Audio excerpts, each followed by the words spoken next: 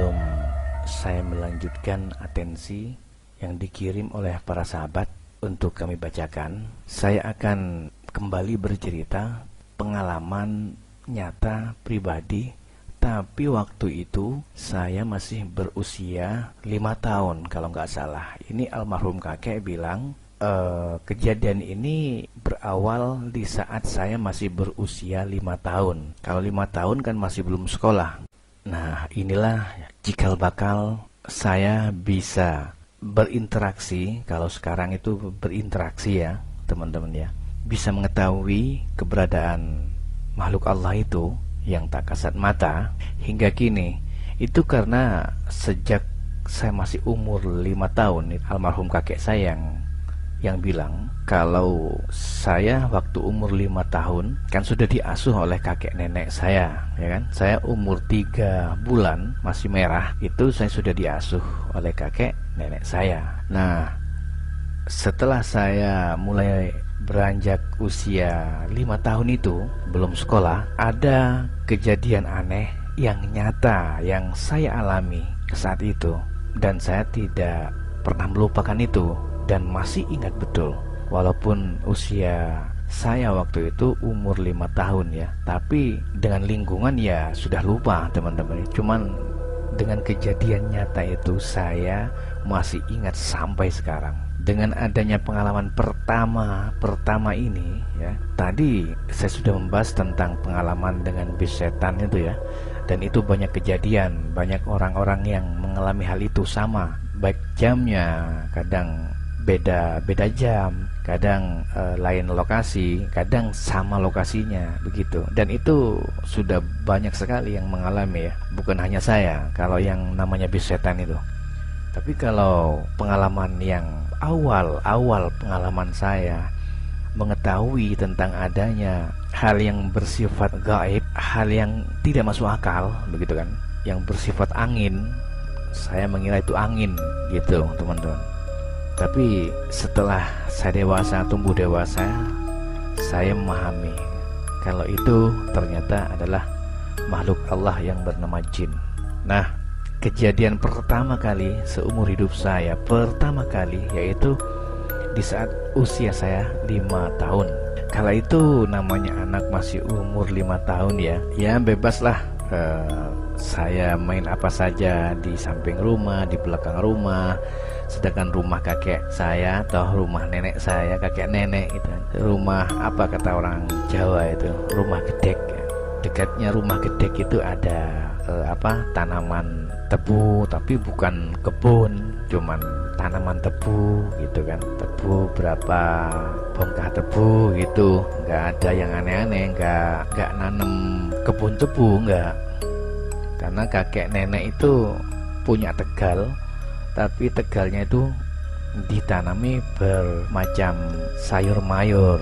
Seingat saya dulu waktu saya umur 5 tahun itu, saya kan masih nakal-nakalnya nih kata kakek, masih nakal-nakalnya saya sering di belakang rumah, samping rumah, main jual-jualan sendiri begitu kan, nggak punya temen, memang jauh dari tetangga saudaraku ya. Saya itu hidup bersama kakek nenek jauh dari tetangga, walaupun ada banyak tetangga, banyak saudara, keluarga besar gitu kan, tapi anak-anaknya nggak ada.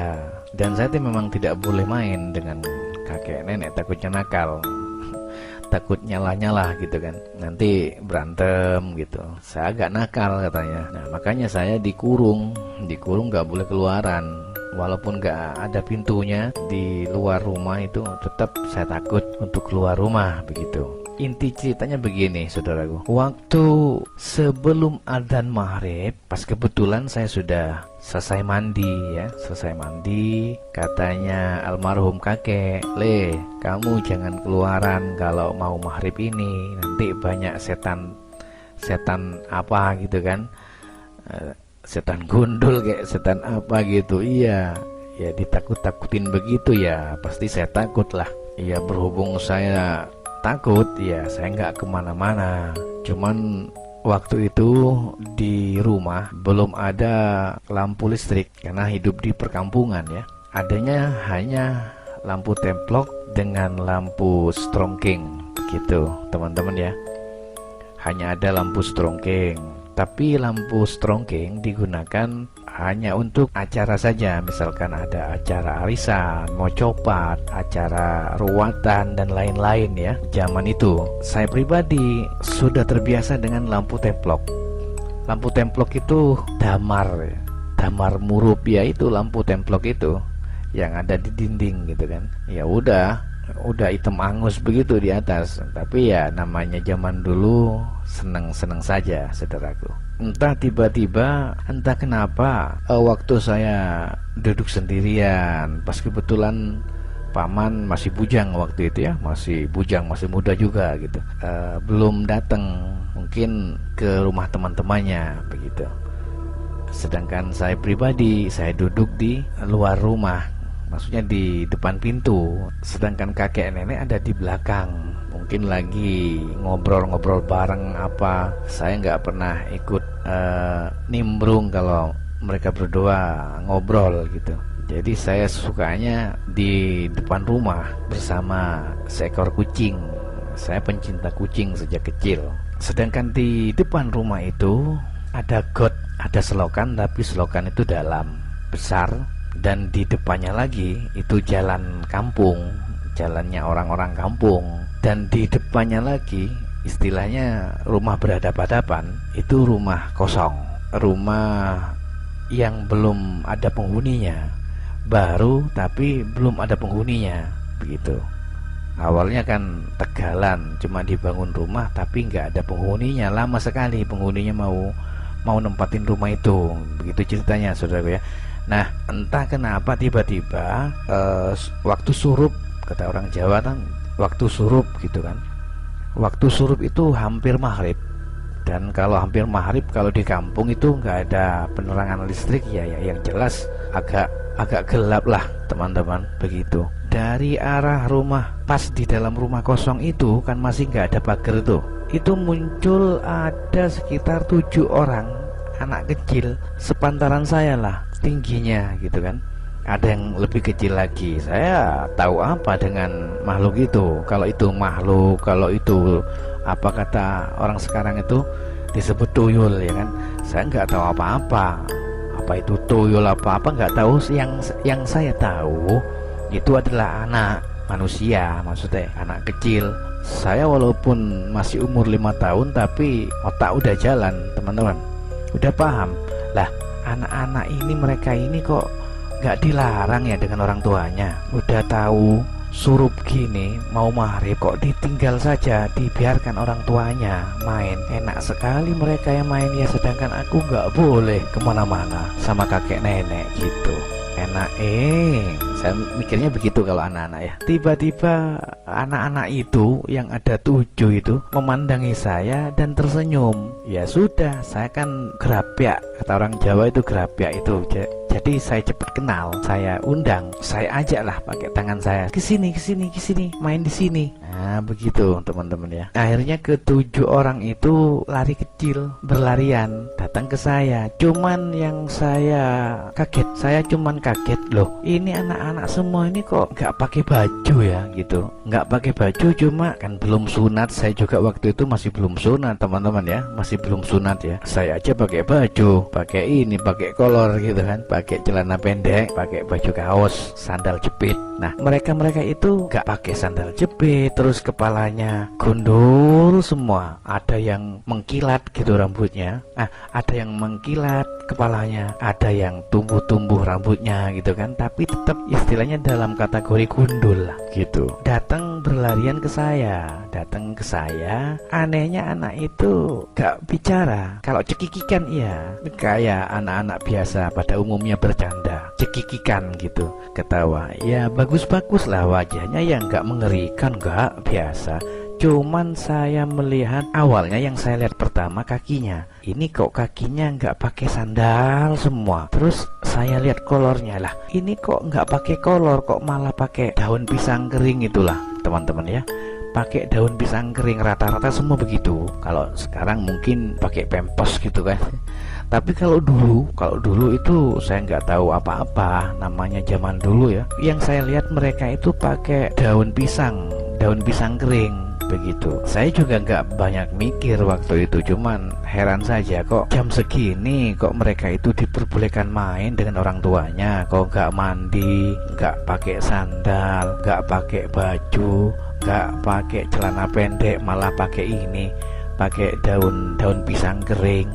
Mikirnya sebegitu. Tapi kulitnya itu nggak hitam, kulitnya itu bersih, semuanya bersih. Tiba-tiba di barisan paling belakang itu muncul ya anak kecil juga, tapi wajahnya kok tua ya. Nah yang lain muda, tapi yang satunya tuh tua dan berkumis, tapi bodinya, wujudnya, bentuknya itu sama pendeknya. Ya sepantaran saya lah, mungkin lebih kecil dikit gitu, lebih pendek dikit gitu, berkumis. Tiba-tiba salaman dengan saya, ya udah seperti anak baru kenal gitu kan. Cuman yang saya ingat pertama kali saya bicara gini, apa kabar teman-teman, anak baru ya di sini ya, anak yang ada di depan rumah itu ya gitu. Cuman yang lainnya tersenyum, ngangguk gitu. Saya mikir, oh berarti anak ini semua anaknya orang ini yang punya rumah ini, rumah baru itu yang belum ditempati gitu.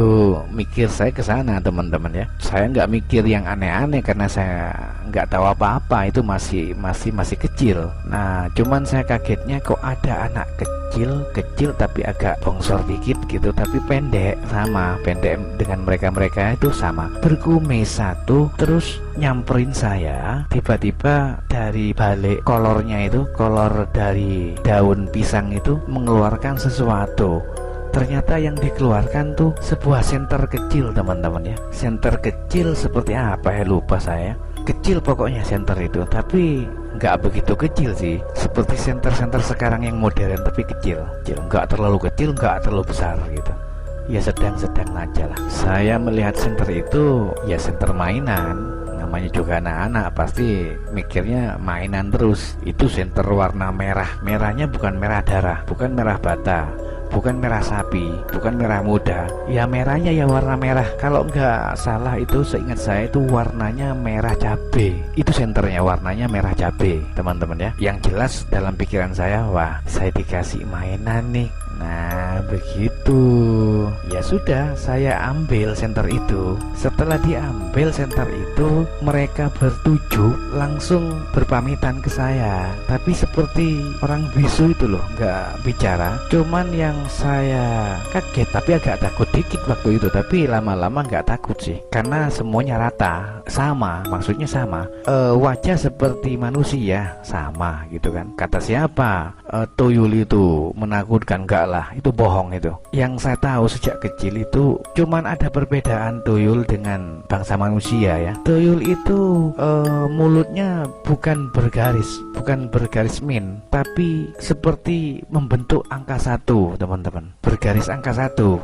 Nah kalau mulut kita itu kan bentuknya min, dari kiri ke kanan ya kan, dari kanan ke kiri, itu garis kayak garis sambung gitu kan. Kalau tuyul itu mulutnya itu dari atas ke bawah, dari bawah ke atas, membentuk angka 1 gitu. Kalau ngomong, aduh saya nggak bisa menjelaskan ya, sulit rasanya, tapi saya paham itu. Saya melihat tuh langsung, saya tahu kalau ngomongnya lucu. Kalau ngomong itu waktu mulutnya dibuka itu lucu. Tuyul itu kalau bicaranya kecil tapi nggak jelas, seperti anak bebek ya kalau nggak salah ya, anak ayam, cuik cuik cuik cuik begitu. Bahasanya nggak paham saya waktu itu, nggak paham, seperti bahasa isyarat teman-teman ya. Tapi saya paham maksudnya apa, memberikan isyarat-isyarat itu saya paham.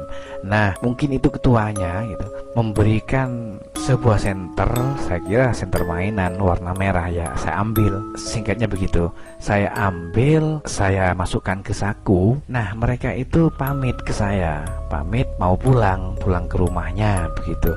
Ya saya nggak pernah curiga sama sekali. Oh pulang ke rumahnya takut dimarahi orang tuanya itu, soalnya nggak pakai sandal, nggak pakai baju gitu kan. Mau malam lagi gitu kan. Ya udah, mereka akhirnya rombongan lari kecil gitu kan ke rumah kosong itu, Rumah kosong itu sudah berapa tahun selesai tapi nggak ditempati gitu teman-teman. Ya udah, singkatnya begitu, nggak mikir panjang lagi, saya kemudian masuk rumah dengan senang. Tiba-tiba kakek datang. Aku kira kamu main kemana, Le? Soalnya sebentar lagi maghrib udah. Enggak, kek. Saya bilang enggak. Saya nggak bilang kakek, tapi saya bilang mbah. Oh enggak, mbah. Saya di luar aja dengan dengan kucing. Cuma saya dikasih anak-anak ini loh, orang baru, anak baru. Ya mbak saya bilang, bertanya, hah, anak baru di mana? Kok kamu nggak pernah main dengan anak-anak di sini? Itu di depan rumah. Langsung saya menunjuk rumah kosong itu. Ya mbak langsung kaget lah. Kapan kamu main? Kapan kamu ketemu? Tadi mbak, barusan mbak. Ini ada yang wajahnya tua tapi badannya pendek seperti saya, malah lebih pendek lagi. Cuma agak gemuk dikit dan pakaiannya hanya pakai kolor yang terbuat dari daun pisang, mbak. Nggak pakai sandal, nggak pakai baju. Terus mulutnya itu loh, mbak, seperti orang cacat. Gimana mulutnya? Mulutnya seperti angka 1, mbak. Ya mbak langsung kaget, mbak saya tuh kaget. Loh. Ayo masuk. Saya diseret langsung ke dalam. Bukan diseret keras, enggak, diseret langsung ke dalam. Mbah saya itu seperti penasaran ya, terus saya duduk, saya cerita, ya udah ngalor ngidul. Terus mbah saya bertanya, kenapa kamu tadi senyum-senyum kegirangan, ada apa? Saya dikasih ini loh mbah, mainan senter. Mana. Ternyata senter itu dari besi teman-teman ya, dari besi, bukan senter dari plastik zaman sekarang, bukan senter-senteran, tapi senter beneran tuh. Itu mbah yang bilang. Terus nenek datang, saya nggak pernah nyebut nenek tapi emak gitu. Kemudian dari dapur emak datang, nemuin mbah Lanang. Ada apa nih gitu, sama-sama nih ya, karena kalau di Jawa dulu itu anak pertama itu pasti disebut, anak pertama itu bude saya ya, Sumarni. Jadi mbah saya menyebut emak saya nih, yang emak saya menyebut mbah saya nih juga, nih sama gitu. Ini apa nih? Ini Dole, ini dikasih senter dengan anak di depan rumah itu. Sama-sama kaget, keduanya sama-sama kaget teman-teman ya. Namanya mbah saya sejak dulu sudah memiliki, ya kalau saya bilang tuh ilmu ya, memiliki ilmu kejawen. Memang dia memang selalu melakukan ritual kejawen sejak dulu. Jadi mbah saya itu paham dengan apapun juga, dan saya paham, saya tahu, saya berpengalaman itu berkat almarhum mbah. Nah, cuman pengalaman pertama saya itu adalah bertemu dengan tuyul. Nah, itu tuyul asli. Makanya kalau ada tuyul yang bibirnya itu ke kanan dan ke kiri itu bohong itu. Yang asli itu ke atas ke bawah seperti angka 1 mulutnya begitu.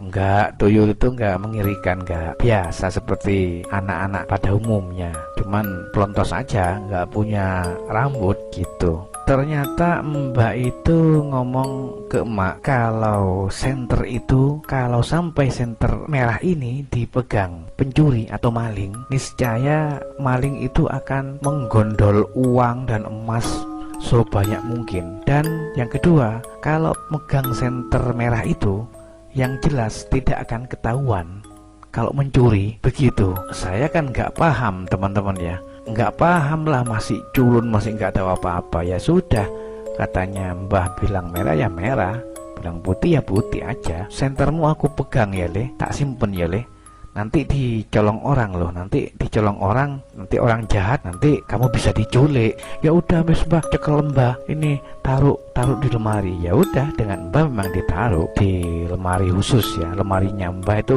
lemari khusus yang terbuat dari kayu yang anti rayap, kayu sepuh itu. Lemari itu warisan dari mbahnya mbah, dan isinya macam-macam, isinya pusaka, kitab dan lain sebagainya lah. Saya nggak pernah melihat, cuman saya sepintas melihat itu udah ngeri di dalamnya, besar lemarinya. Begitu teman-teman, singkatnya begitu ya. Nah, setelah kejadian itu, akhirnya setelah saya beranjak dewasa, yang disebut dewasa, setelah saya akil balik teman-teman ya, baru saya mengalami banyak kejadian yang tak terhingga, berkali-kali sampai almarhum mbah saya itu mengira saya itu stres. Ya, stres. Dikira stres karena ngomong sendiri, padahal saya sampai nangis-nangis, sumpah sampai nyembah-nyembah kakinya. Saya bisa bicara, ngomong itu dengan orang, bukan ngomong sendiri, saya bilang begitu. Ya, ini berlanjut setelah saya sudah akil balik, teman-teman ya. Ini kisah pertama dalam hidup saya, awal pertama. Makanya sampai detik ini saya tidak bisa dikibuli siapapun juga masalah hal-hal yang bersifat gaib. Saya itu paham sekali, teman-teman ya. Jadi kalau ada orang memendam ini dan itu, dan orang tersebut yang memendam punya ilmu asli, bukan ilmuwan, tapi ilmu asli, ilmu kejawen, ilmu sihir, santet, saya tahu tanpa harus diberitahu. Saya tahu, asalkan saya tahu ke lokasinya. Sampai detik ini, bahkan awalnya saya bertemu dengan tuyul pertama kali ngasih senter merah itu, setelah saya akil balik, nah pengalaman itu yang makin menjadi-jadi. Saya bertemu dengan ini dan lain-lain. Sebentar lagi saya pasti akan bercerita lagi berapa puluh kali saya berpapasan mengalami hal-hal yang bersifat gaib, gak masuk akal, dan berapa kali saya dibawa ke tukang ruqyah, gak ada buktinya ke saya, gak berpengaruh, gak ngaruh ke saya, karena memang saya gak gila, gak stres, begitu. Dan ada seorang kiai sepuh, dan itu sahabatnya almarhum Mbah. Mungkin beliau bisa melihat dengan indranya, indra gaibnya, mungkin indra penglihatan, indra keenamnya mungkin. Nah, melihat saya langsung senyum, langsung bilang ke Mbah saya, Kang Sapi gitu kan. Mbah saya kan Safiuddin. Jadi kalau orang Jawa bilang Kang Sapi ya, bukan Safi, ya. Kang Sapi, sampan itu wis gak usah banyak mikir. Tulemu putumu iki ternyata punya tulang cendana di dahinya. Nah, saya kan mikir, tulang cendana itu apa ya? Ya itu nanti saudaraku kita bahas. Nah, inilah pertama kali pengalaman saya ya. Jadi semoga ini bisa bermanfaat, menjadi acuan, menjadi gambaran yang jelas bahwasanya makhluk Allah yang bernama tuyul itu tidak seperti gambar-gambar yang ada di Google. Itu aja saudaraku ya, biar kalian paham. Oke, ini dulu cerita dan pengalaman mistis saya pribadi. Mudah-mudahan bisa bermanfaat bagi kita semua. Assalamualaikum warahmatullahi wabarakatuh.